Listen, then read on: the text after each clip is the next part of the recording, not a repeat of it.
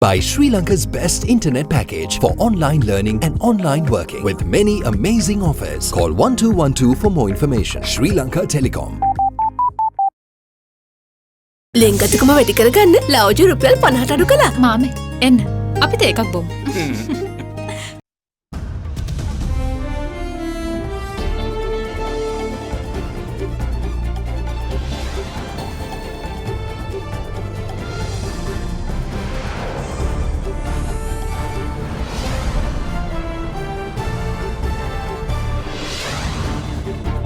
Tonight, common issue. Former Finance Minister Ravi Karunanayake sympathises with the President over dressing down of central bank officials. The central bank has been sleeping over 3 months, and that's why he had to come back and say that 8 months I've seen things going on, nothing is happening. Outsiders are trouble. UNP leader says that he made a mistake in fielding outsiders in polls of the past. Nearing the end, Sri Lanka's active COVID-19 cases dropped to 178. Wrong kind of inspiration. A UK woman inspired by Easter Sunday terror attacks and plotted an attack gets life sentence. All that and much more coming up on First at 9. This Saturday, the 4th of July, 2020. From AdaDerana, this is AdaDerana First at 9. නව Sunlight සකුරා දැන් දික්කුකල් පවතින සකුරා මල් සුවඳින්. Live from Studio 24 in Colombo. Good evening and welcome to First at 9. I'm Dhammika Ekanaga. Let's start with your local stories. Now, President Gotabaya Rajapaksa endorsed several candidates of the Sri Lanka Podujana Peramuna from the Anuradhapura district as part of the party's propaganda campaign targeting the general election of next month. During his visit to Anuradhapura, the head of state also engaged in religious observances. President Gotabaya Rajapaksa called at the Mihindu Aranya Senasana in Anuradhapura this morning and engaged in religious observances.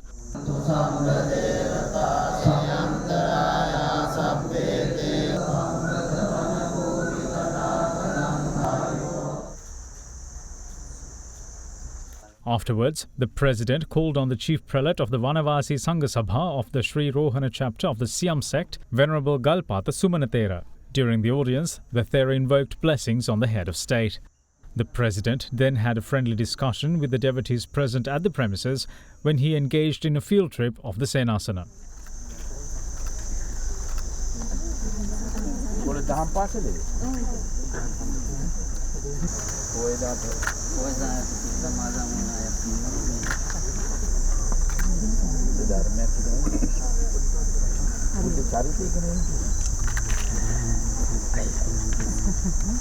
Meanwhile, yesterday, President Gotabaya joined a few public rallies that were worked off as he endorsed several candidates of the Sri Lanka Podujana Peramuna representing the Anuradhapura district. The head of state attended a public rally organised in support of SLPP candidate Uddika Premaratna, which was worked off last evening near the area of Kadapanaha. The head of state then joined another public gathering giving his patronage to SLPP candidate of the Anuradhapura district, Shehan Semasinghe.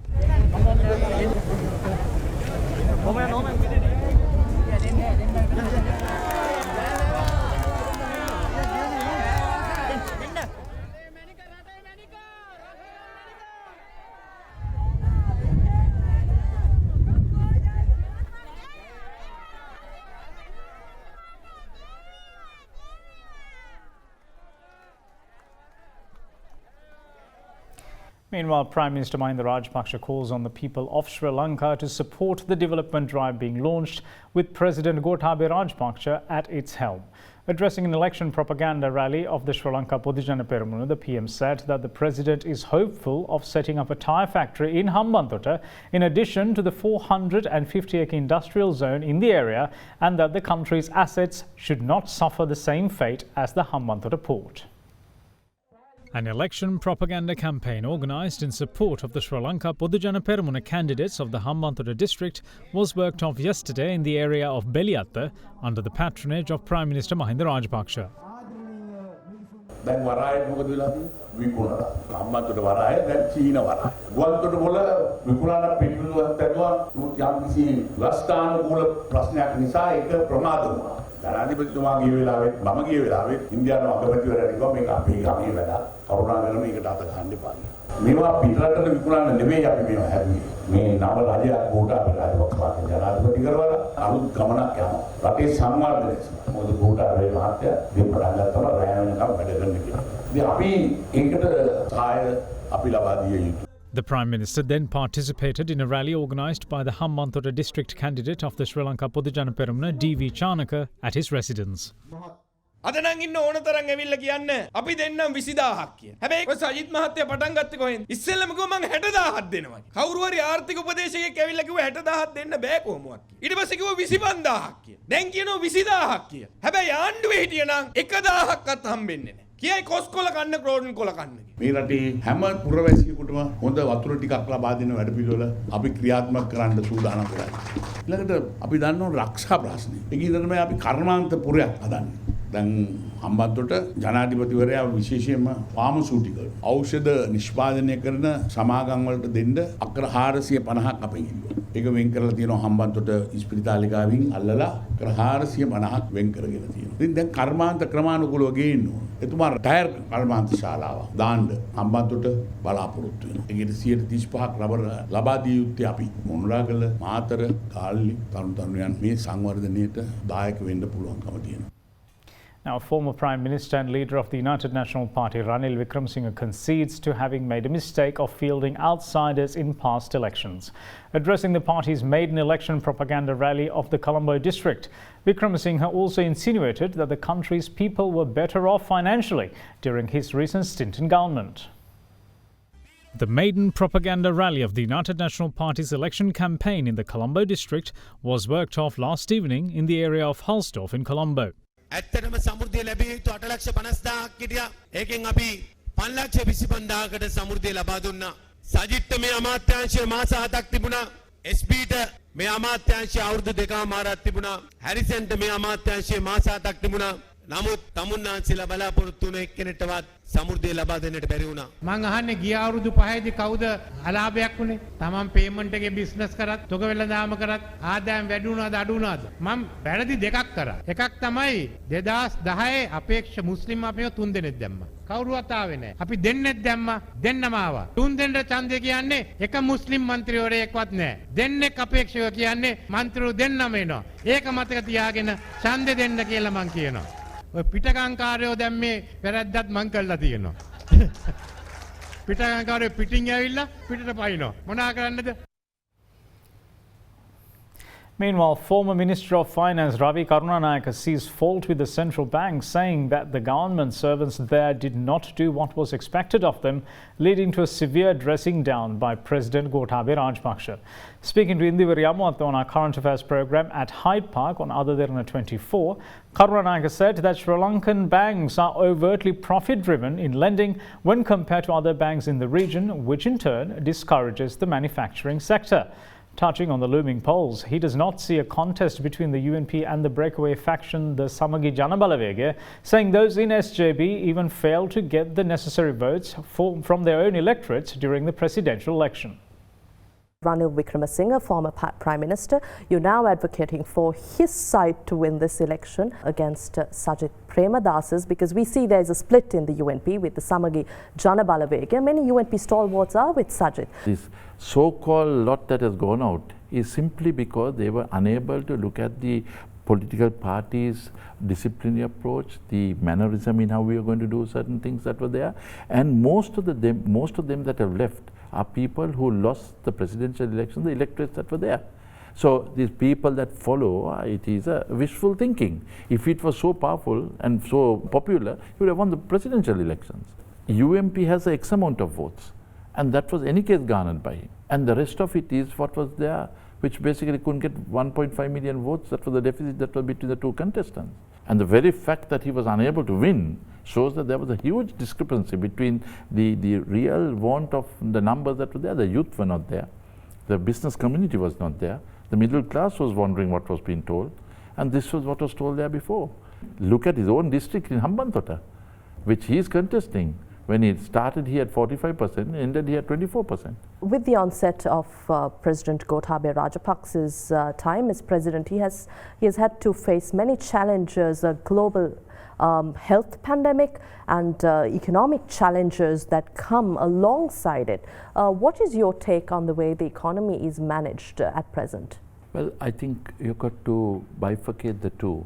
A viral that is affected the entire world is something unique, and we've got to face it, which was unknown factors that come in. But that is extricated from the economy, because any case economic crises are there every day. So it's not that something which is unique. But COVID-driven economic impact has taken place, but we must be able to have the innovativeness to come out of it. I would take this government and the president in handling it two ways. Handling of the COVID, certainly unknown entity, everybody gave the support, at least from the United National Party, we gave unstinted support, and we basically sail along to see that, that type of doesn't have any ramifications or any setbacks. So we give the full benefit that goes on to COVID, good or bad, it is done the correct way, and we salute that. We no qualms about that. Coming to the economy, I think it's completely different. I think there has to be much more concerted effort taken by the government in order to ensure that we basically have a way forward. I mean, economic crisis is something which is there every day. It is how you come out of it is the problem. Now, when you look at the economy that we are talking of, there are two ends. One is the revenue that is dropping and the costs that are increasing. Now, how does this government respond to that? I don't see that there is a proper response that is there. You look at the president giving orders to the central bank to provide redress to the companies that have basically fallen into this COVID economic trap. But do you see that there is any response that comes to that? The central bank has been sleeping over 3 months, and that's why he had to, a week or 2 weeks ago, come back and say that, 8 months I've seen things going on, nothing is happening. So wake up and ensure that you give an answer tomorrow. So that just shows that government servants in some quarters just don't do what is expected of the government. Now that doesn't mean that that is basically left to the officials. That is part of the government. Every government faces this. When we basically handle the economy, we had the same. I wanted to have a single-digit lending process of having 5-6% interest to the people, because today our people are fighting a banking revolt. Because if you look at the region, the lending rates are 4 to 5%, be it India, Pakistan, Bangladesh, Nepal, Afghanistan, etc. But Sri Lanka is 15 to 18%. So your profit margin between the spread between their country and our country. So how can you compete with them? Sri Lanka has to export or perish. So if we are not manufacturing and exporting, then we are gone. So if you have a 10% gap on interest rates, which is normally a profit margin, how on earth will you go forward? These are the things that we basically be fighting with central bank. Individuals there, 20-30% who earn 2 million, 3 million salaries, wait in air-conditioned room, does not respond to the people who earn 20 to 25,000 rupee salaries that are there. This has been the bane that has been going on. We will see you shortly after this break. Stay tuned.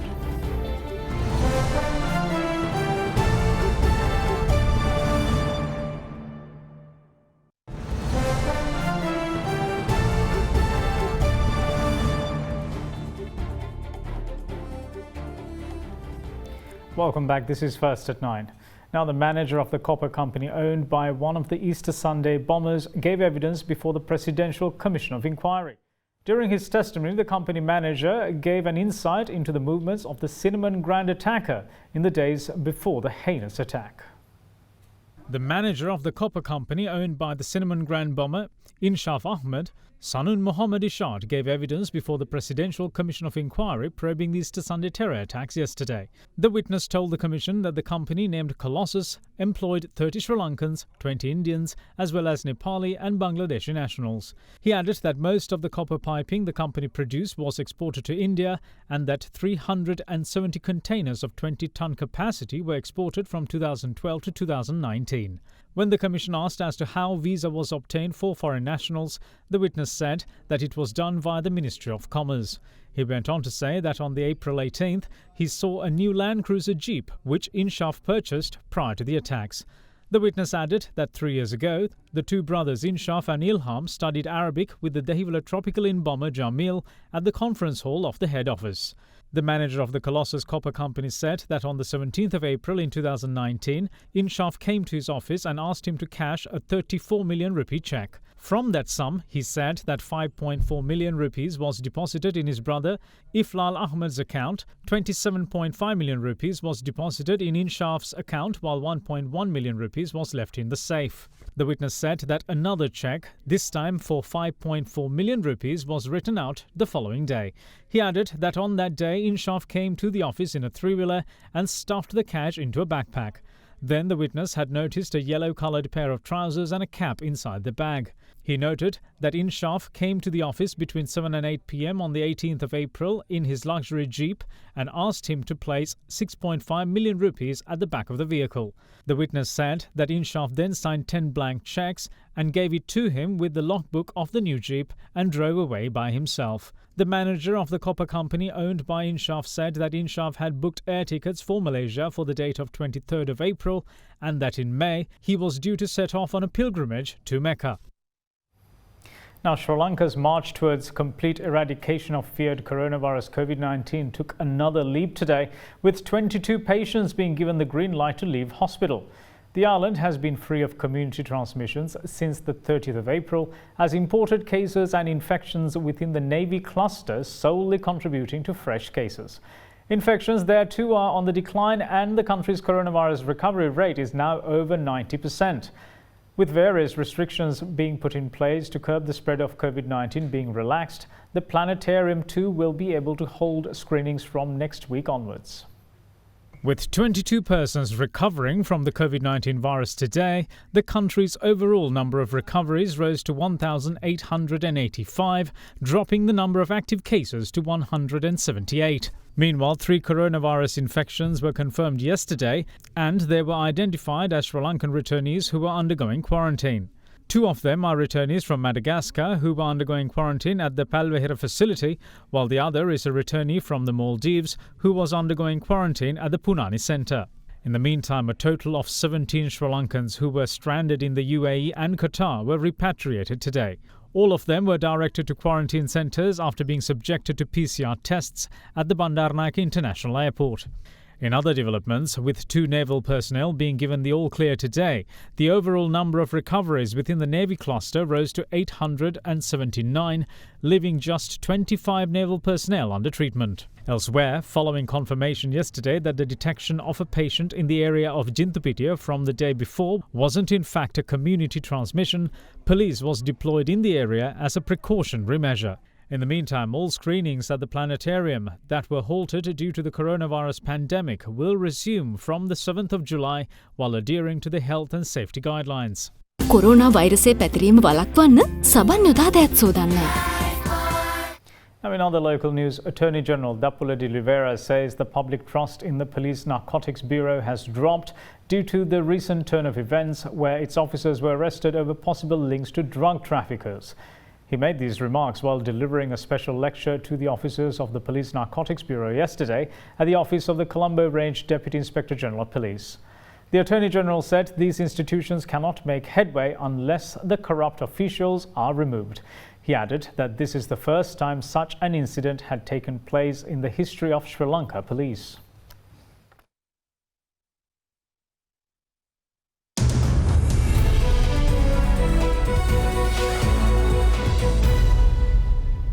The central bank says that it has approved a total of 53 billion rupees in total under the Saubhagya COVID-19 Renaissance loan scheme at 4% interest rates to businesses adversely affected by the coronavirus outbreak through licensed banks.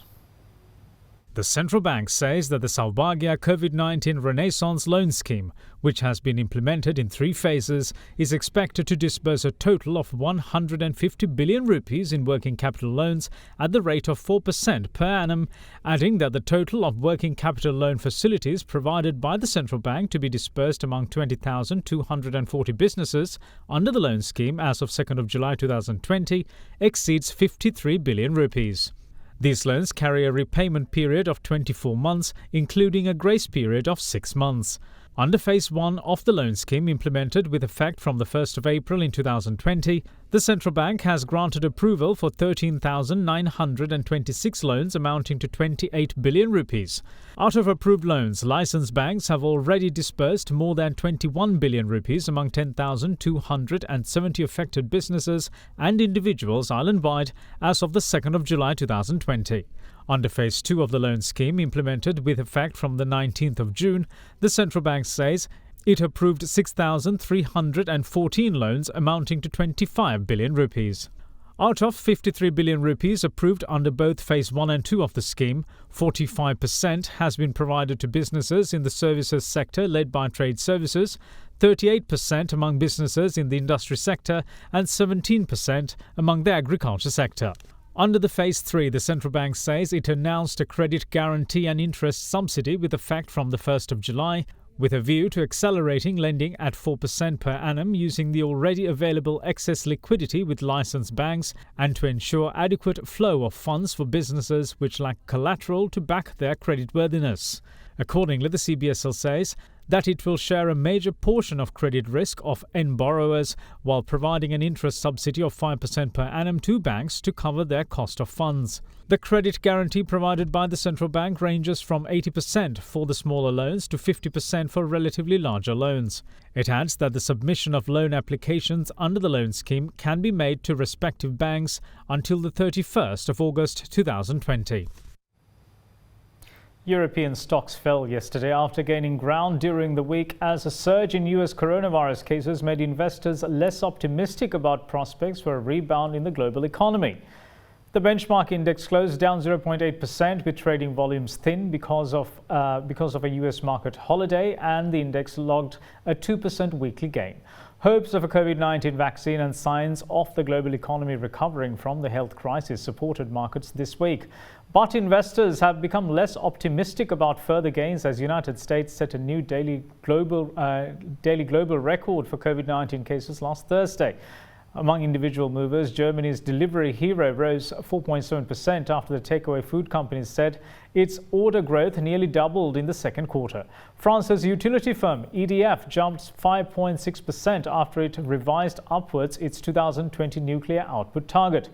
What's more, the UK retailer Next fell 4.6% after Goldman Sachs downgraded the stock to sell, while AB Foods slipped 0.9% after the US bank downgraded its stock to neutral.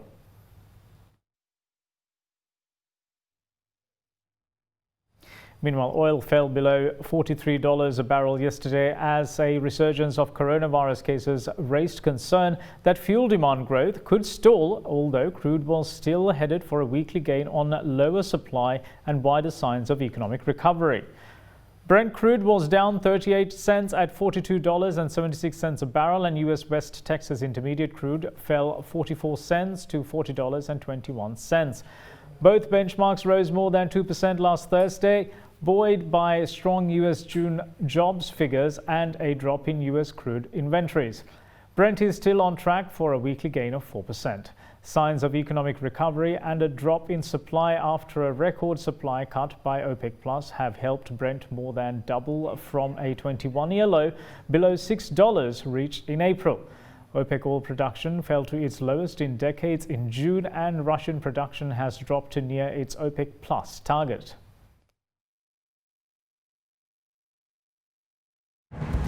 We will see you once more on the other side of this break. Bear with us.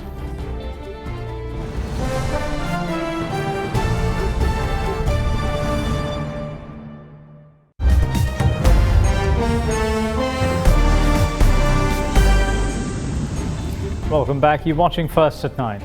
Now, an ISIS supporter who plotted to bomb St. Paul's Cathedral and other London targets in the manner terrorists carried out the Easter Sunday terror attacks in Sri Lanka has been jailed for life.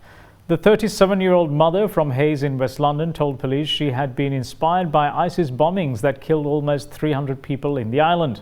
Safia Amira Shaikh, a Muslim convert who was formerly known as Michelle Ramsden, asked online contacts to fit out 2 bags with explosives. But the people she believed were helping her prepare for the attack were undercover police officers posing as a married jihadi couple, and she was arrested in October before the plot could be carried out. Shaikh said she wanted to mount her own attack at either Christmas or Easter, the holiest Christian festivals. She had drafted a pledge of allegiance to ISIS on a pink post-it note, which she shared with an undercover officer and was considering making a video to be released after her martyrdom. Shaikh was jailed for life with a minimum term of 14 years for the attack plot and given a concurrent 8-year prison sentence for disseminating terrorist publications. Sentencing her yesterday, the judge said she planned the bombing after being prevented from traveling to meet a fellow ISIS supporter in the Netherlands and previously from joining the caliphate in Syria.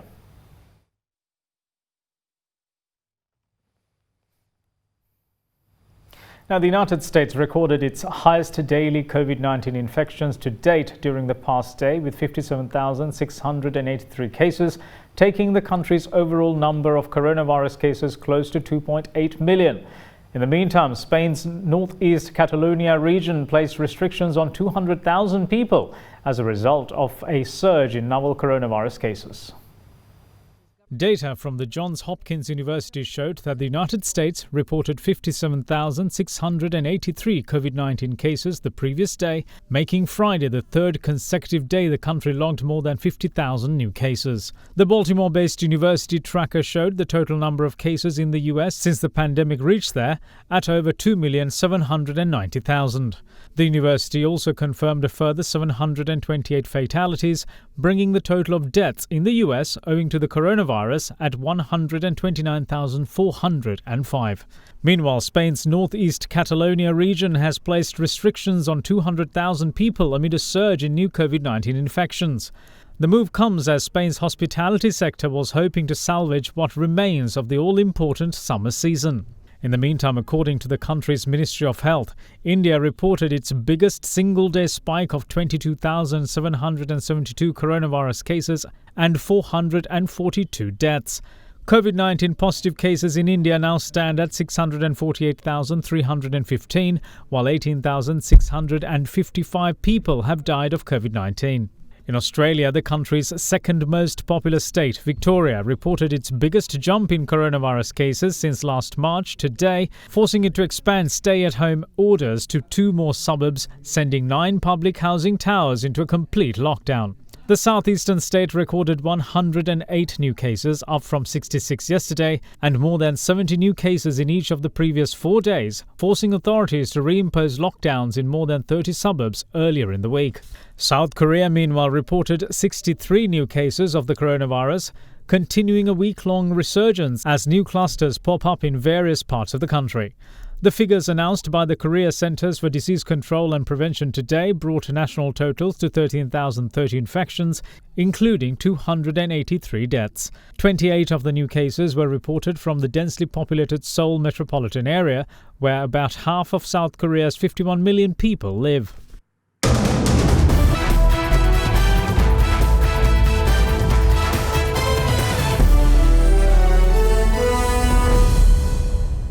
China's 2-time Olympic badminton champion Lin Dan, who is one of the sport's greatest singles players, announced his retirement today. Lin Dan became the first shuttler to retain the Olympic title when he won the 2012 London Games after his triumph in the home event in Beijing in 2008.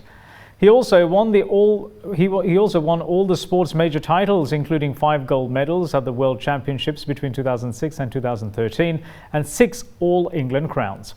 Furthermore, he also led China to 6 gold medals in the Thomas Cup men's team event and 5 titles in the Sudirman Cup.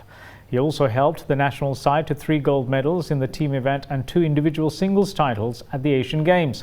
Malaysia's Lee Chong-wei, who lost to Lin in both the Olympic finals in Beijing and London, hung up his racket last year due to prolonged health issues. And that's it from all of us here at First at 9. Thanks for watching. Bye-bye.